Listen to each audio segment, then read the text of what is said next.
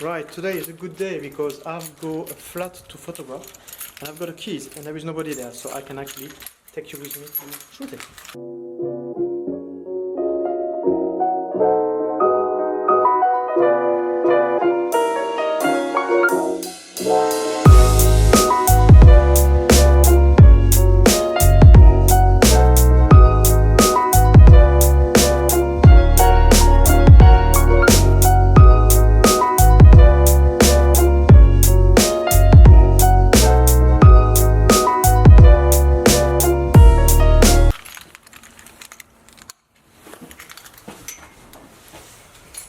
Now, most of apartments I shoot, I don't actually know what it's gonna be like, if it's furnished or not.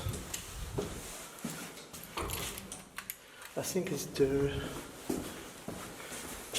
second floor.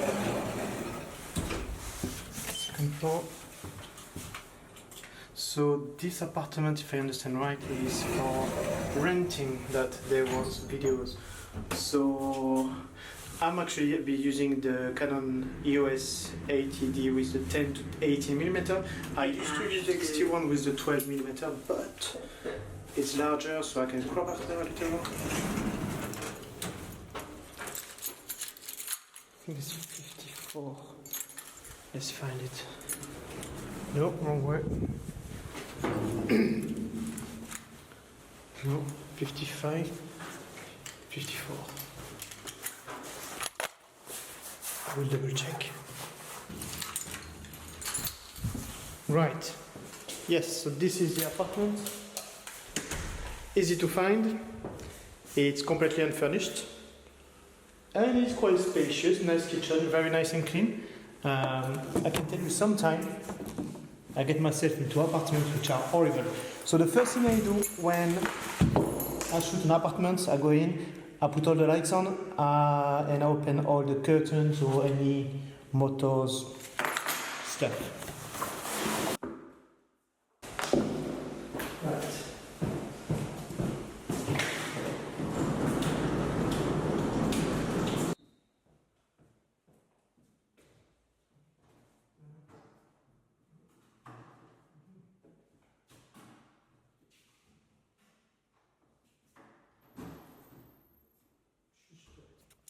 Right, so I've opened. Yes, I've opened all the curtains. I've put all the lights on, and the reason why I put the lights on is because I think there is nothing worse than having a photograph of an apartment or a house with a light which you can see and off. Even if it's in full daylight, I think it always gives a better atmosphere.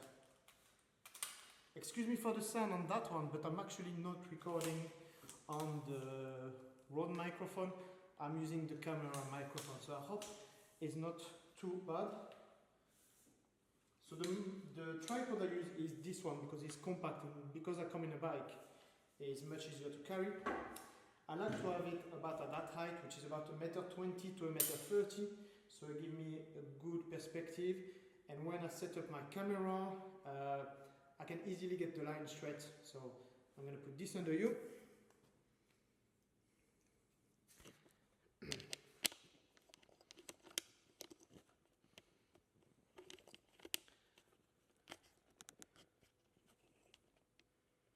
Right, that's done. So now I'm just going to put this on the tripod.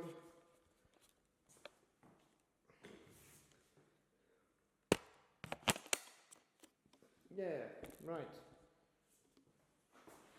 Okay, so what I can try to do to show you a bit how I do it. So I'm shooting a 10mm ISO as low as possible, so 100, and aperture around 11 to 13. And the speed, because I'm on a tripod, it doesn't matter, so I just shoot low, shoot low. The way I try to do, I have to do 12 pictures for this apartment. So, and it's a T3, which means there is 2 rooms, 1 kitchen and a lounge together here. I've got a balcony, I've got the front of the building to do, so it's 12 pictures is okay. It's not too difficult to get.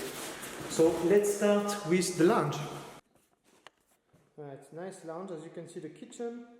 So I like to do two different views. I'm going to do one from here where I can see the full lunge. As you can see the line here, this line I'm going to try to get straight for the wall, you see. You can see a bit the wall, but not so much. Okay, I've got it nice and straight. So everything's pretty much straight. Now I am going to switch off to photo mode to take the picture, because I can't do this when I'm filming, and I definitely don't want to be shooting that picture at ISO 3200. Right, one is done. Let's get the kitchen done. One of the tricks which I would recommend you do when you shoot this kind of properties, here as you can see I have a window here and I've got to shoot that room, but I want to shoot it from well, this side here. And one way to actually get more in your picture is to open the window and shoot it from outside in a way where you won't see this door. So if I go there, I'm actually standing outside, but I've got much bigger field of view than if I am inside here. There is a big difference here. So little tip for you.